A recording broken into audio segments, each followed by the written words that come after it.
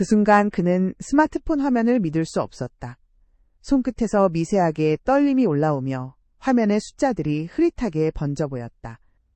새벽 1시가 조금 지난 시간이었다. 좁은 고시원 방 안에는 형광등 하나만이 푸른빛을 흘리고 있었다. 그는 65살의 전직 시내버스 기사였다. 아들의 사업 보증으로 진 빚은 5천만 원이 넘었고 아내의 병원비까지 밀려있는 상태였다. 마지막이라는 심정으로 산 로또였다.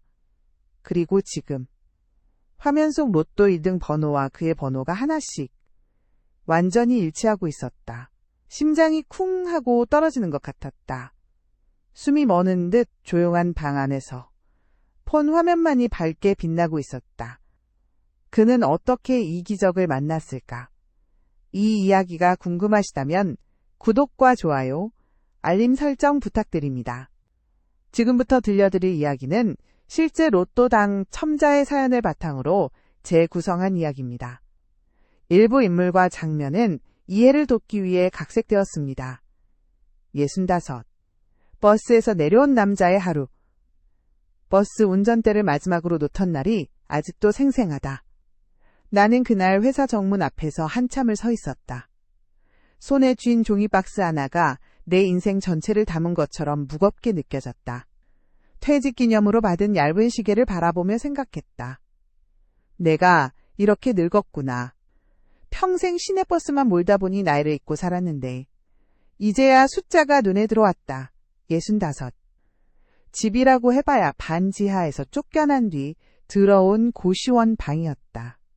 복도 끝 작은 방. 창문 밖으로는 옆 건물 벽만 바싹 붙어 있었다.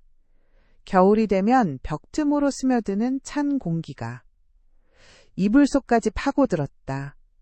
아침에 눈을 뜨면 가장 먼저 들리는 소리는 복도 끝 공용 화장실 문 여닫는 소리였다. 퍽 하고 닫히는 소리에 얇은 방문이 덜컹 떨렸다.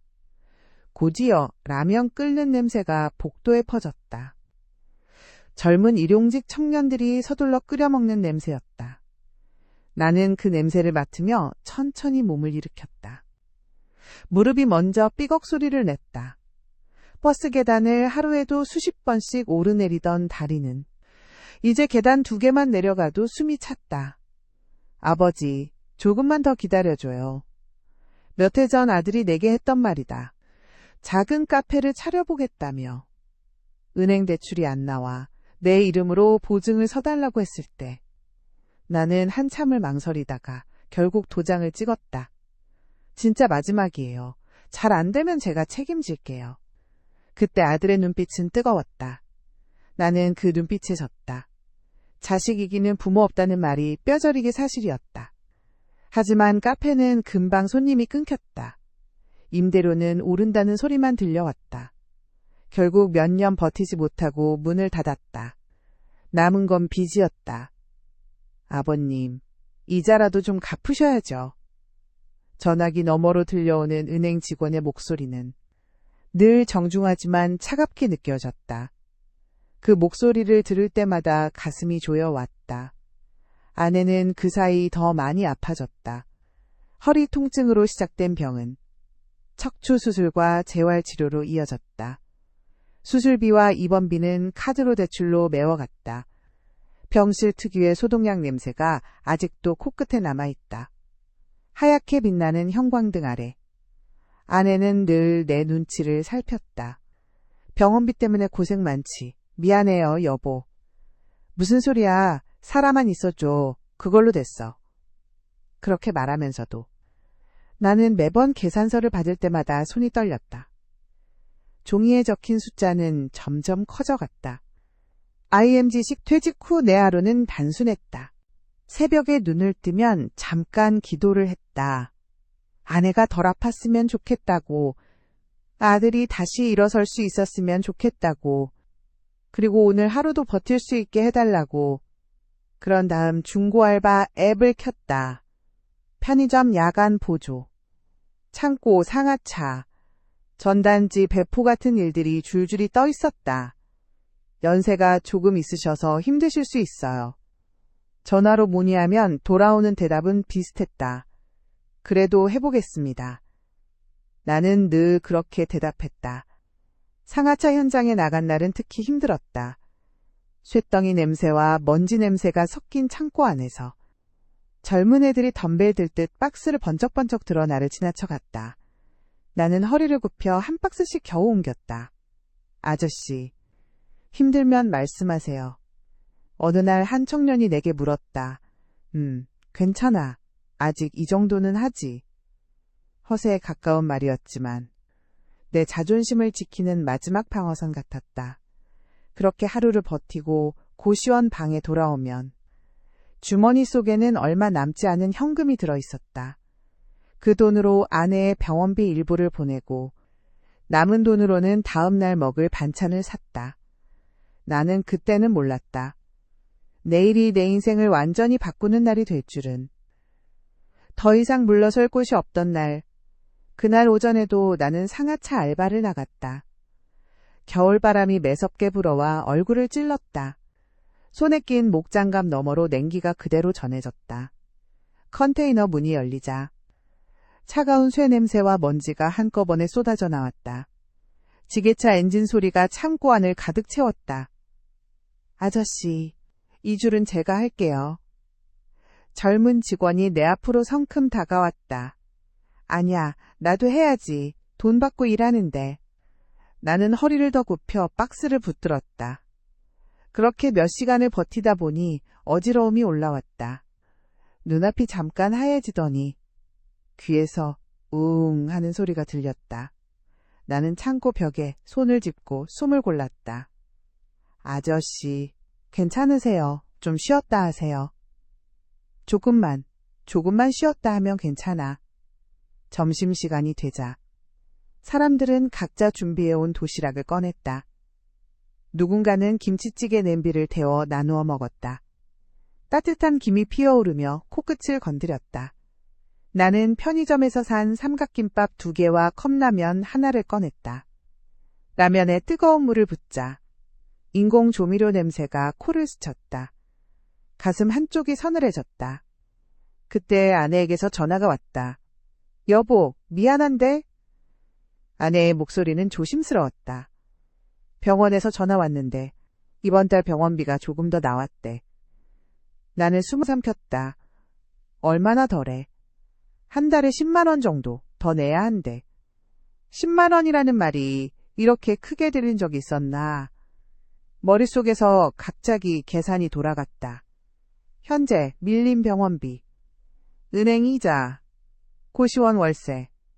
알겠어. 어떻게든 해볼게. 나는 짧게 대답했다.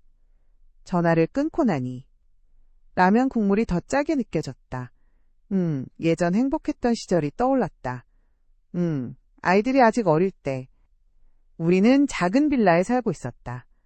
버스기사 초봉은 많지 않았지만 아이들이 뛰어노는 소리만으로도 집은 늘 시끌벅적했다. 주말이면 나는 아이들을 데리고 한강으로 나갔다. 편의점에서 삼각김밥과 우유를 사서 잔디밭에 앉았다. 아이들은 연을 날리고 자전거를 탔다. 아내는 돗자리에 앉아 나를 바라보며 웃었다. 여보, 큰 돈은 못 벌어도 우리 이렇게 살면 되는 거지. 그럼 건강하기만 하면 됐지 뭐. 그때는 정말 그렇게 믿었다. 건강만 하면 모든 게 괜찮을 줄 알았다. 하지만 나이와 빚은 내 생각보다 훨씬 빠르게 다가왔다. 하루 일과가 끝나고 수당을 받는 날, 사장이 내게 급여 봉투 대신 말을 건넸다. 아저씨, 이번 달까지만 나오셔야 할 것 같아요. 나는 멍해졌다. 왜요? 제가 일이 힘에 부치나요? 그게 아니라 요즘 젊은 친구들도 일자리 구하기 힘들어서요. 본사에서 나이가 많은 분들보다 젊은 인력을 쓰라고 계속 압박이 들어와요. 말끝이 흐려졌지만 나는 이미 충분히 이해하고 있었다. 이제는 일자리마저 잃게 됐다는 걸. 집으로 돌아오는 버스 안에서 창밖을 멍하니 바라봤다. 내가 평생 잡고 달려왔던 그 운전대가 이제는 영영 내 것 같지 않았다. 그날 저녁 고시원 방 안에서 혼자 앉아 있자니 갑자기 억울함과 서러움이 한꺼번에 밀려왔다. 나는 평생 성실하게만 살았는데 왜 이 모양일까? 혼잣말이 입 밖으로 흘러나왔다. 눈가가 뜨거워졌다. 그때 TV에서 로또 추천 방송 광고가 흘러나왔다. 화면 속 사람들은 웃으며 말했다. 이번 주 여러분의 행운을 응원합니다. 나는 피식 웃었다. 행운이라. 나랑은 상관없는 말이지. 하지만 마음 한구석에서 묘한 감정이 올라왔다. 혹시나, 정말 혹시나, 한 번쯤은 나 같은 사람에게도 기회가 오지 않을까. 그날 밤 나는 한참을 뒤척였다. 천장에서 떨어지는 형광등 불빛이 눈을 찔렀다. 아내의 병원비, 아들의 빚, 내 나이 65. 그리고 알 수 없는 한 가지 생각. 마지막으로 단 한 번만 뭔가에 기대보고 싶다는 마음. 나는 그날 밤 조용히 결심했다. 내일은 마지막으로 남은 돈에서 조금을 떼어 로또를 한 장 사보겠다고. 마지막 5,000원으로 산 한 장의 로또. 다음 날 오후 상하차 알바를 마치고 나니 손에 쥔 돈은 얼마 되지 않았다. 땀에 젖은 목장갑을 벗어 트럭 위에 올려두고 나는 허리를 펴며 하늘을 올려다봤다. 겨울 하늘은 쓸쓸하게 맑았다. 해는 이미 기울어 창고 지붕에 주황빛을 흩뿌리고 있었다. 얼굴에 닿는 바람이 차갑게 느껴졌다. 버스 정류장으로 가는 길에 편의점 간판 하나가 눈에 들어왔다.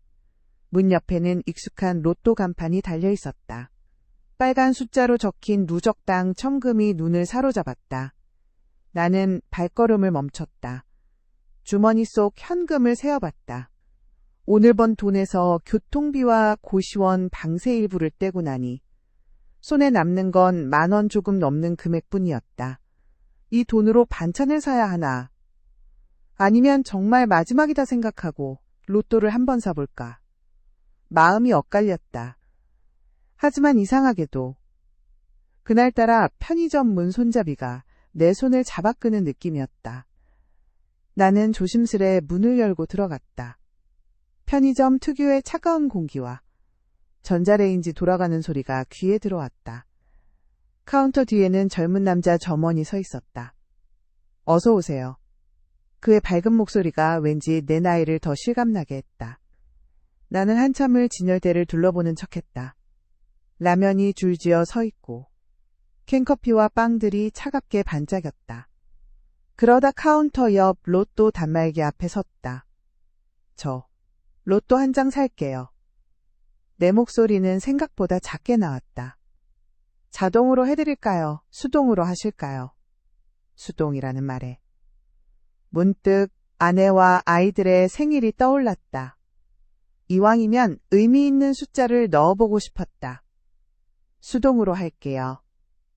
네, 여기에 적어주세요. 점원이 건넨 종이를 손에 쥐자 종이의 차가운 촉감이 손끝으로 전해졌다. 나는 깊게 숨을 들이쉬었다. 첫 번째 줄에는 아내의 생일을 떠올렸다. 아내는 60년대 초겨울에 태어났다. 생일 숫자를 조합해 2개의 번호를 적었다. 두 번째 줄에는 아들의 생일과 딸의 생일 숫자를 섞어 넣었다. 아이들이 어릴 때 함께 케이크 촛불을 끄던 장면이 떠올랐다. 세 번째 줄에는 내 나이와 버스기사로 일하던 첫 해의 연도를 떠올렸다. 버스를 처음 몰던 날, 긴장에 손에 땀을 쥐고 출근하던 아침 공기의 냄새가 스쳐갔다. 네 번째와 다섯 번째 번호는 버스를 몰며 늘 보던 종점 번호와 노선 숫자에서 따왔다. 수십 년 동안 내 삶과 함께했던 숫자들이었다. 선생님, 다 적으셨어요. 점원의 목소리에 나는 종이를 건넸다. 네, 이걸로 해주세요. 단말기에서 찍찍 소리가 나며 얇은 로또 용지가 나왔다. 따끈하게 막 인쇄된 종이에서 잉크 냄새가 은은하게 났다. 나는 그 종이를 양손으로 조심스럽게 받았다.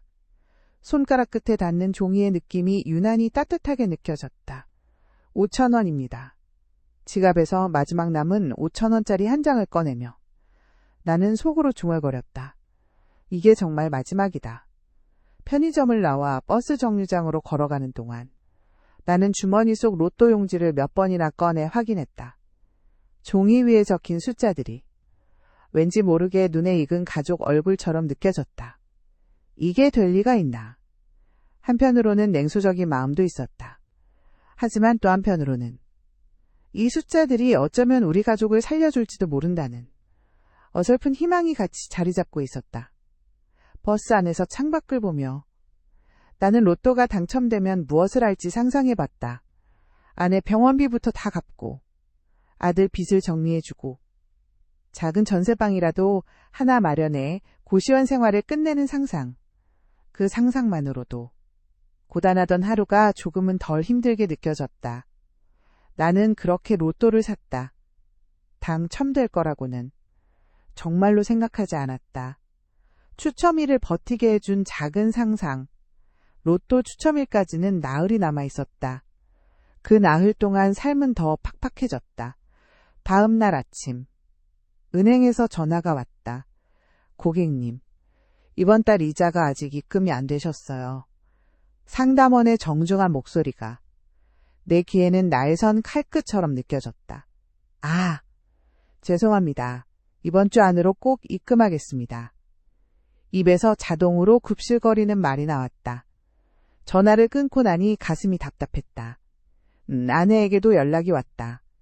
여보, 병원에서 퇴원은 했는데 재활치료는 계속 다녀야 한대. 그렇지. 허리가 잘 붙으려면 그래야지. 근데 재활비가 생각보다 비싸네. 혹시 좀 줄여야 하는 거 아닐까? 그 말에 나는 단호하게 말했다. 아니야. 당신 몸이 먼저야. 돈은 내가 어떻게든 해볼게. 전화를 끊고 나서야 그 말이 얼마나 무거운 약속인지 실감이 났다. 하지만 아내 앞에서만큼은 약한 모습을 보이고 싶지 않았다. 그날 밤 고시원 복도에는 라면 끓는 냄새와 젊은이들의 웃음소리가 뒤섞여 있었다. 누군가는 핸드폰으로 게임 소리를 크게 틀어두었다. 나는 방 안 형광등을 끄고 작은 스탠드만 켜놓은 채 로또 용지를 꺼내들었다. 종이 위의 숫자들이 희미한 불빛 아래 반짝였다. 이 숫자들아, 제발 한 번만 나를 도와줘라. 혼잣말이 나왔다. 그때 문득 어릴 적 아버지 생각이 났다. 우리 아버지도 평생 막노동판을 전전했다. 손은 항상 굳은 살로 가득했고 겨울이면 갈라진 손등에 피가 배어 나왔다. 어느 겨울 저녁 나는 초등학생이었고 아버지는 술 기운이 오른 채 집에 들어오셨다. 얘야, 아버지는 말이다. 돈은 못 벌어도 너희들한테만큼은 부끄러운 아버지이고 싶지 않다. 아버지는 그렇게 말하며 내 머리를 거칠게 쓰다듬었다. 그 손이 거칠었지만 따뜻했다. 그 기억이 떠오르자 나는 갑자기 눈물이 핑 돌았다. 어쩌면 지금의 나는 그때의 아버지보다 더 막막한지도 모른다는 생각이 들었다. 추첨일 전날 아들에게서 전화가 왔다. 아버지, 요즘 몸은 좀 어떠세요? 그냥 그렇지 뭐. 너는 일은 좀 구했냐? 아직이요. 카페 접은 뒤로 여기저기 알아보고는 있는데 나이도 애매하고 경력도 애매해서 쉽지가 않네요. 아들의 목소리에는 미안함이 묻어 있었다. 잠시 침묵이 흘렀다.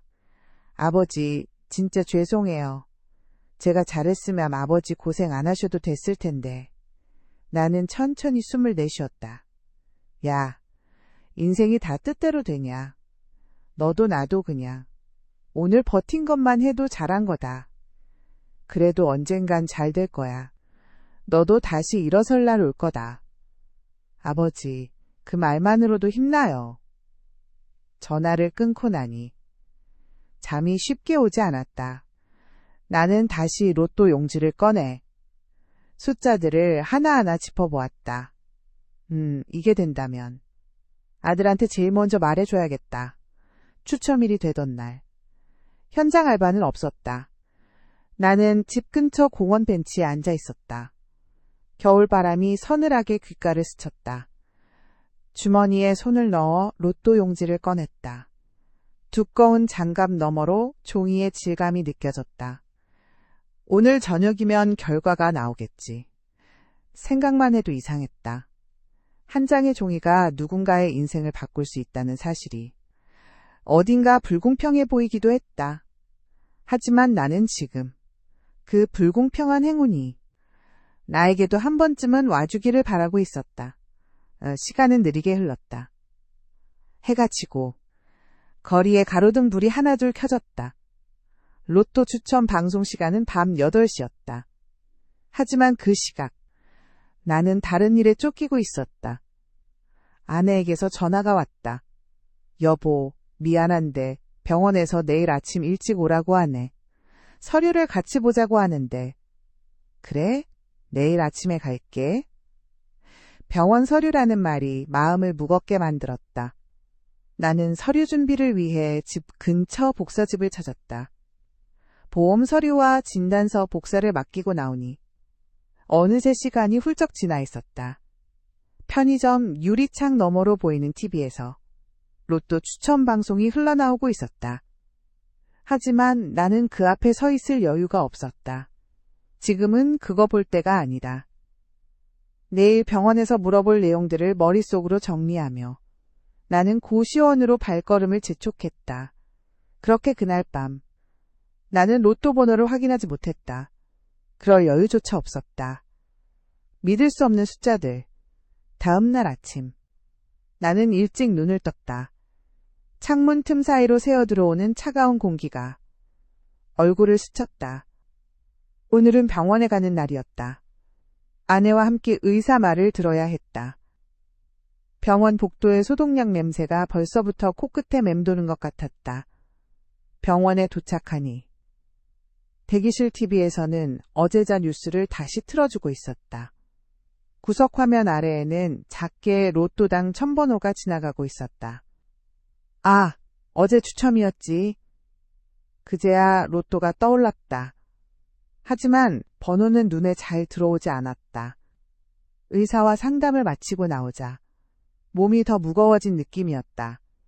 재활치료를 최소 반년은 더 해야 합니다. 의사의 말이 머릿속을 계속 맴돌았다. 아내는 내 눈치를 살폈다. 여보, 너무 부담 갖지 마요. 아프다고 해서 병원을 꼭 다녀야 하는 건 아니니까. 나는 고개를 저었다. 당신이 걸을 수 있게 되는 게 먼저야. 돈 걱정은 나중에 하자. 병원 앞 카페에 잠깐 들렀다. 둘이 앉아 따뜻한 커피 하나를 나눠 마셨다. 컵을 감싼 손끝으로 전해지는 온기가 조금은 마음을 진정시켜주는 것 같았다. 여보, 우리도 언젠가 여행 한번 갈 수 있으려나. 아내가 창밖을 보며 중얼거렸다. 그럼 언젠가는. 바다도 다시 같이 보러 가자. 조용히 대답하면서도 내 마음 한쪽은 이미 숫자를 세고 있었다. 재활비, 병원비, 이자, 생활비, 집으로 돌아오는 버스 안. 나는 갑자기 어제 산 로또가 떠올랐다. 맞다. 번호 확인도 안 했네. 하지만 스마트폰 배터리가 얼마 남지 않아. 집에 도착할 때까지 기다리기로 했다. 고시원 방에 들어오자마자 나는 외투도 벗지 않은 채 주머니를 뒤졌다. 어제 산 로또 용지를 꺼내 책상 위에 펼쳐놓았다. 그리고 스마트폰으로 로또당 1000번호를 검색했다. 화면 속 숫자들이 선명하게 나타났다. 그 순간 마음이 이상하게 두근거렸다. 나는 손가락으로 내 로또 번호를 하나씩 짚어보았다. 첫 번째 번호를 확인했을 때 하나 맞았네. 가볍게 중얼거렸다. 두 번째 번호를 대조했을 때 이것도 맞네. 가슴이 조금 더 빨리 뛰기 시작했다. 세 번째 번호를 확인하자 입에서 숨이 새어 나왔다. 세 개가 다 맞았네. 세 개만 맞아도 꽤 금액이 나오는 걸로 알고 있었다. 순간 기분이 조금 들떴다. 그래, 이 정도만 돼도 오늘은 재수 있네. 혼잣말을 하며 네 번째 번호를 확인했다. 이것도 맞았네. 손끝이 차가워지는 느낌이 들었다. 심장이 쿵쾅거리며 가슴을 두드렸다. 네 개가 다 맞는다고. 나는 몇 번이고 다시 확인했다. 혹시 내가 줄을 잘못 보고 있는 건 아닐까. 그리고 5번째 번호로 눈을 옮겼다. 설마 아니겠지. 하지만 5번째 번호도 정확히 일치하고 있었다. 손이 떨리기 시작했다. 숨이 목까지 차올랐다. 뭐야 이게. 5개면 이거 큰 거 아니야. 나는 스마트폰을 쥔 손에 힘을 더 줬다. 터질 듯 심장이 요동쳤다. 그리고 마지막 6번째 번호를 확인하려는 순간 문자 메시지가 울렸다. 깜짝 놀라 폰을 떨어뜨릴 뻔했다. 화면을 다시 켜고 나는 천천히 6번째 번호를 향해 눈을 옮겼다. 그런데 6번째 번호도 똑같이 정확히 맞아 있었다. IMG10. 그 순간 방 안의 모든 소리가 사라진 것 같았다. 문 밖 복도에서 들려오던 발소리도 어디선가 새어들어오던 TV 소리도 모두 멀어져 갔다. 나는 그저 스마트폰 화면과 책상 위 로또 용지만을 바라보고 있었다. 그리고 5번째 번호도 맞았다. 손이 떨리기 시작했다. 로또 1등. 숨이 멈춘 그 순간 처음에는 믿을 수가 없었다. 이게 정말 내 눈앞에서 일어난 일이 맞는지 몇 번이고 눈을 비벼봤다. 나는 스마트폰 화면을 캡처해 다시 들여다봤다. 로또 공식 홈페이지에 떠있는 번호와 내 로또 용지의 번호가 한 자리도 틀리지 않고 일치하고 있었다. 이게 진짜 1등인가? 입술이 바짝 말라붙었다. 심장이 미친 듯이 뛰기 시작했다. 귀에서는 내 심장 박동 소리만 크게 울렸다. 숨을 쉬는 것조차 잊어버린 것 같았다. 나는 급히 창문을 조금 열었다. 차가운 겨울 공기가 방 안으로 밀려 들어왔다. 얼굴에 닿는 차가운 바람이 조금은 현실감을 되찾게 해주었다. 아니야, 이거 뭔가 잘못된 거야. 나는 스스로에게 말했다. 혹시 지난주 번호를 잘못 보고 있는 건 아닐까? 다시 날짜를 확인했다. 어제 추첨된 회차 번호가 맞았다. 뉴스 사이트에서도 다시 확인했다. 여기에서도 같은 번호가 뜨고 있었다. 진짜야. 정말. 내가 로또 1등에 당첨된 거야. 그 말을 속으로 되뇌이는 순간 눈가가 뜨겁게 타올랐다. 안 돼. 아직 울지 마. 나는 스스로를 다독였다. 아직 해야 할 일이 많았다. 먼저 로또 용지를 다시 한번 확인했다. 혹시라도 접혀 찢어진 부분이 없는지, 번호가 흐릿하게 지워진 곳은 없는지 손가락으로 천천히 더듬으며 살폈다. 떨리는 손끝에 종이의 질감이 선명하게 느껴졌다. 조금 따뜻해진 종이는 내 체온을 그대로 머금고 있는 듯했다. 손바닥에는 식은땀이 맺혀 있었다. 종이를 잡은 손이 미끄러질까봐 나는 양손으로 조심스럽게 용지를 잡았다. 그래, 이제 어떻게 해야 하지? 나는 급히 인터넷 검색창을 열었다.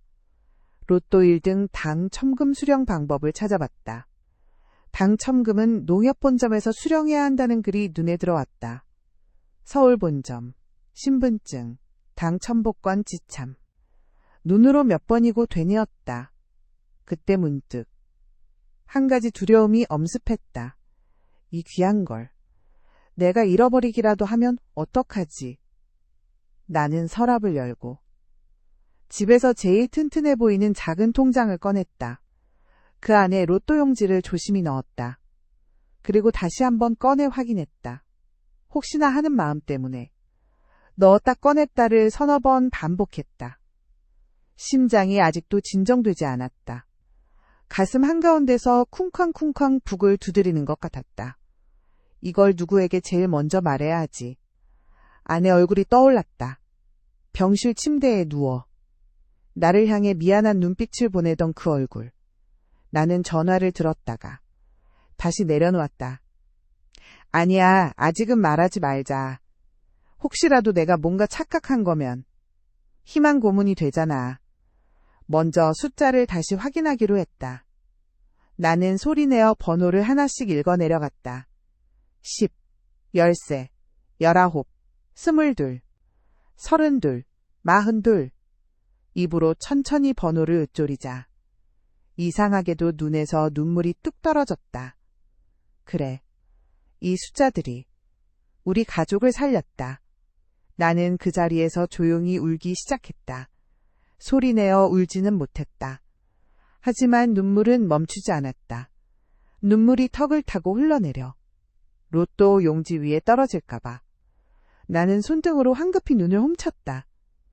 그래, 아직 울 때가 아니다. 마음을 다잡았다.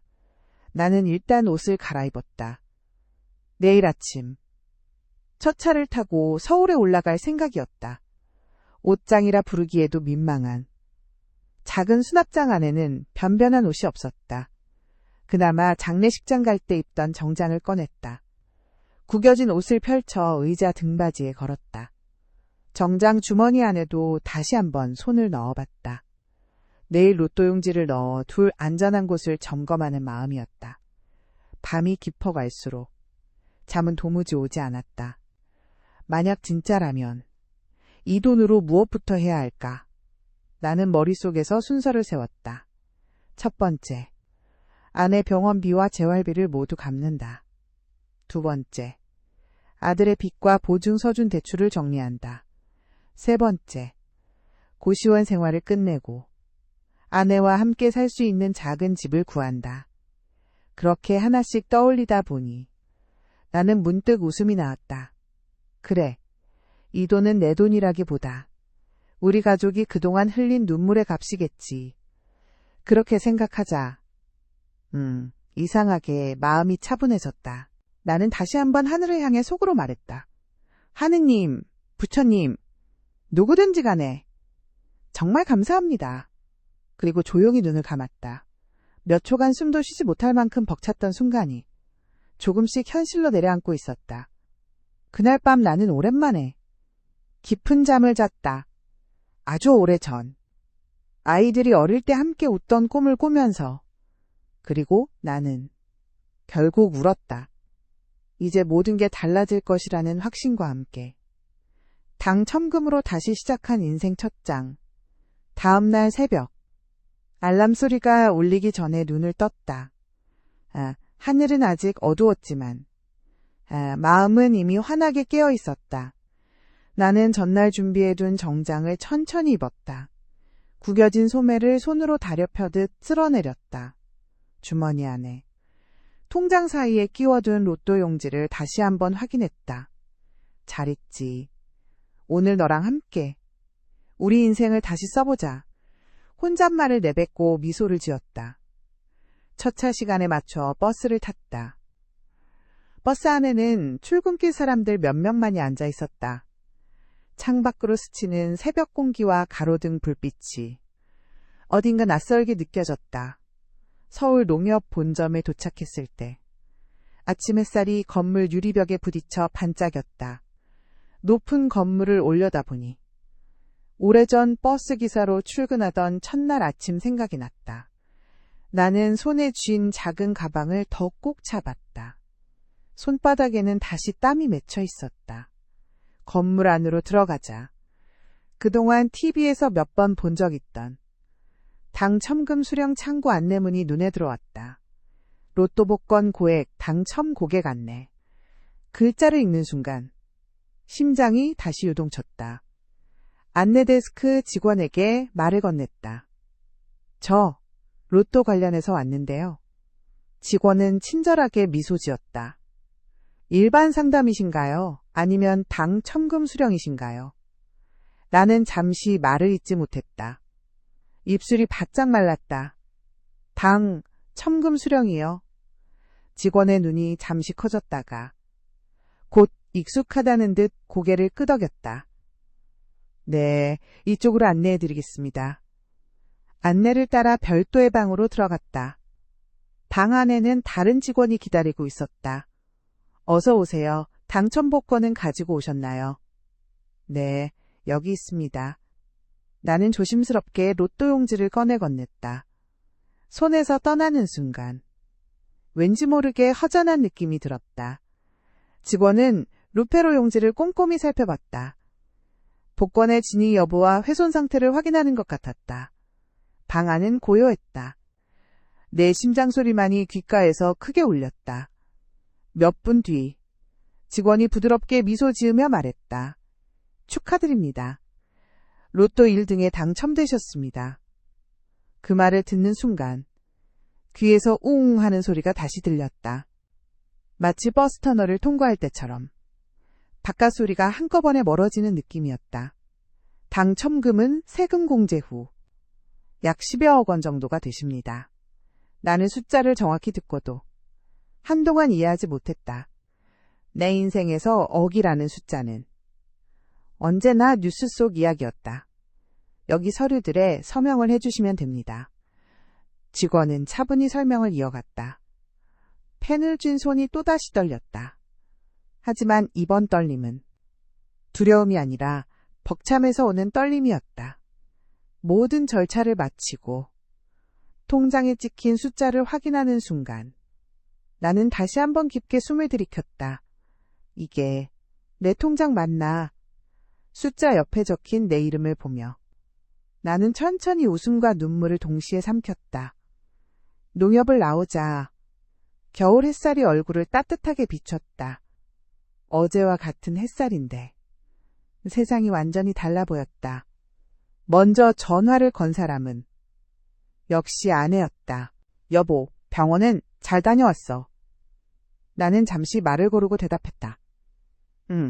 오늘 서울에 좀 올라올 일이 있어서 잠깐 은행에 다녀오는 길이야. 은행에 무슨 일 있어? 당신 병원비 내려고.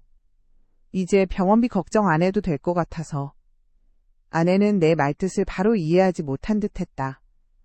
그게 무슨 말이야? 나는 복잡한 설명 대신 단 한 문장을 꺼냈다. 여보, 우리 이제 빚 다 갚을 수 있게 됐어. 전화기 너머로 한동안 침묵이 흘렀다. 그리고 작게 떨리는 목소리가 들렸다. 당신, 설마, 혹시. 나는 조용히 웃으며 말했다. 그 혹시가 우리에게도 한 번 왔어. 그날 오후 나는 가장 먼저 은행으로 향했다. 그동안 연체됐던 이자와 원금을 정리하고 대출 계좌를 하나씩 해지했다. 창구 직원이 물었다. 혹시 상속금이나 보험금이 들어오셨나요? 나는 웃으며 대답했다. 그런 셈이지요. 은행을 나오며 나는 뭔가 어깨에 메고 있던 보이지 않는 짐이 한꺼번에 벗겨지는 느낌을 받았다. 다음으로 한 일은 고시원 원장님을 찾아간 것이었다. 그동안 신세 많이 졌습니다. 이번 달까지만 방을 쓰겠습니다. 원장님은 의외라는 듯 나를 바라봤다. 이사 가시게요. 좋은 일 있으신가 봐요. 네, 아주 좋은 일입니다. 나는 고개를 깊이 숙여 인사했다. 그리고 중개업소를 찾아가 작지만 햇빛 잘 드는 전세 아파트를 알아봤다. 처음으로 예상 걱정 없이 집을 고를 수 있는 순간이었다. 해가 잘 들어오는 집으로 부탁드립니다. 아내가 허리 수술을 해서 집 안에서 재활운동을 해야 하거든요. 중개업자는 고개를 끄덕이며 말했다. 그럼 이 집이 좋겠네요. 남향이고 엘리베이터도 바로 앞입니다. 집을 보러 들어갔을 때 나는 한동안 말이 나오지 않았다. 넓지는 않았지만 큰 창문으로 겨울 햇살이 환하게 들어오고 있었다. 나는 마음속으로 다짐했다. 그래, 이곳에서 우리의 두 번째 인생을 시작하자. 늦게 온 기적이 남긴 진짜 선물. 이사날. 아내는 휠체어에 앉아 창밖을 내다보고 있었다. 고시원 좁은 방 대신 밝은 거실로 들어오는 햇살이 아내의 얼굴을 부드럽게 감쌌다. 여보, 여기가. 이제 우리가 살 집이야. 아내는 두 손으로 입을 막았다. 눈가가 금세 붉어졌다. 정말이야? 우리가 다시 이런 집에 살게 될 줄은. 그 말에 나도 목이 메었다. 그동안 고생 많았어. 이제는 병원비 걱정, 월세 걱정 안 하고 몸만 잘 추스르면 돼. 며칠 뒤 아들을 불러 저녁 식사를 함께 했다. 오랜만에 온 가족이 한자리에 모였다. 식탁 위에는 소박하지만 따뜻한 반찬들이 올랐다. 아들은 여전히 미안한 표정이었다. 아버지, 요즘은 알바 좀 다니세요. 나는 젓가락을 내려놓고 천천히 입을 열었다. 야, 이제 아버지 일 안 해도 된다. 왜요? 어딘가 다치셨어요? 아들은 놀란 눈으로 나를 바라봤다. 나는 잠시 웃음을 참고 말을 이었다. 아버지, 로또에 좀 큰 거 하나 맞았다. 아들은 처음에 농담인 줄 알았다. 또 그런 농담하시네. 농담 아니다. 정말이다. 나는 통장 잔액이 찍힌 서류를 조심스럽게 꺼냈다. 아들의 눈이 점점 커졌다. 이게 정말 아버지 통장이에요. 그래. 아버지 이름 맞지? 아들은 한참을 말없이 서류를 바라보더니 갑자기 눈물을 흘렸다. 아버지, 정말 죄송해요. 저 때문에. 이 나이까지 그렇게 고생하셨는데. 나는 아들의 어깨를 꼭 잡았다. 야, 그만 울어. 고생한 건 너도 마찬가지야. 인생은 누구 탓하는 거 아니야. 중요한 건 지금부터 우리가 어떻게 사느냐지. 돈이 생겼다고 해서 우리가 다른 사람이 되는 건 아니잖냐. 아내도 조용히 말을 보탰다. 그래. 이 돈은 우리 가족이 함께 버틴 세월에 대한 선물이라고 생각하자. 누가 잘못해서 받은 벌금이 아니라 마지막까지 포기하지 않았다고 받은 상 같은 거야. 그날 이후 우리는 서둘러 아무에게도 이 소식을 알리지 않기로 했다. 몇몇 가까운 가족에게만 상황을 설명하고 그냥 옛날 친구에게서 투자금을 조금 돌려받았다. 고만 말했다. 새로운 고민도 생겼다. 이 돈을 어떻게 써야 후회하지 않을까. 나는 금융상담도 받아보고 은퇴자 재무설계 강의도 찾아들었다. 예전 같으면 상상조차 하지 않았을 일들이었다. 하지만 돈을 모으고 굴리는 방법을 배우면서 나는 또 한 가지를 깨달았다. 결국 돈은 사람을 편하게 해줄 뿐 사람 자체를 바꾸지는 못하는구나. 아침이면 나는 아직도 일찍 눈이 떠졌다. 버스를 몰던 습관이 몸에 남아 있었다. 하지만 이제는 출근 대신 동네 공원을 천천히 산책했다. 겨울 공기 속에서도 해가 떠오르면 얼굴이 따뜻해졌다. 손에 쥔 커피컵에서 올라오는 김과 멀리서 들려오는 아이들 웃음소리에 나는 매번 고맙다는 생각을 했다. 어느 날 나는 문득 이런 마음이 들었다. 이 돈을 나만을 위해 쓰기에는 그동안 내가 받은 위로가 너무 크다. 그래서 작은 결심을 했다.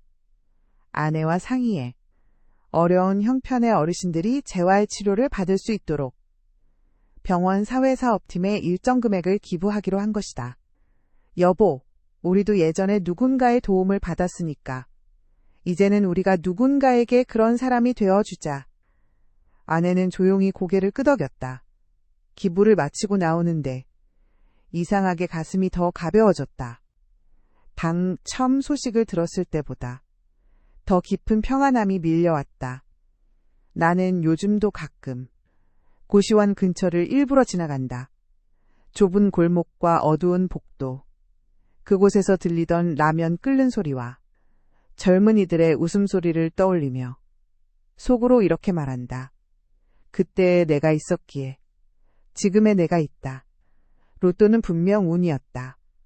그 누구도 예상할 수 없는 행운. 하지만 그 행운을 만나기까지 나는 수십 년 동안 매일같이 버티고 또 버텨야 했다. 돈이 내 인생을 바꿨냐고 묻는다면 나는 이렇게 대답할 것이다. 돈이 인생을 완전히 바꿔주지는 않는다. 하지만 무너진 인생을 다시 세울 수 있는 시간과 여유를 준다. 그리고 진짜 중요한 건 그 시간을 어떻게 쓰느냐 하는 것이다. 나는 이제야 조금 알 것 같다. 인생의 기적은 로또 당첨 같은 큰 사건에서만 나오는 것이 아니라는 걸. 아침에 일어나 사랑하는 사람과 같은 밥상을 마주 앉는 순간 병원비 걱정 없이 필요한 치료를 받을 수 있을 때, 먼 훗날을 이야기하며 웃을 수 있을 때, 그 모든 순간이 이미 기적이라는 것을 여러분에게도 언젠가 이런 기적 같은 행운이 찾아오길 바란다.